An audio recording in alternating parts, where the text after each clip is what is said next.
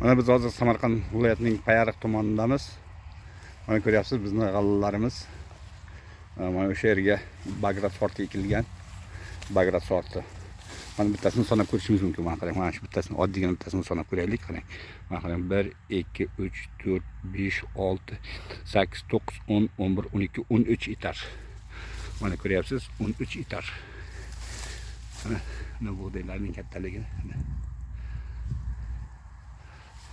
22 noyabr kuni ekilgan.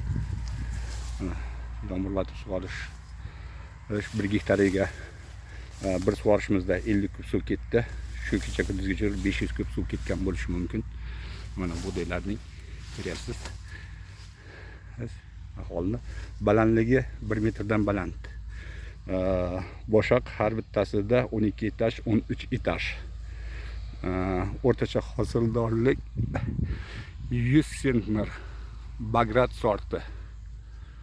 Prezidentskiy trassa. Mana yerda mana Albaxrayning yangi qurilayotgan ziyoratgoh masjidi. Odamlarda aytishiga qaraganda mana o'sha yerda 10 yillab hech narsa bo'lmas ekan.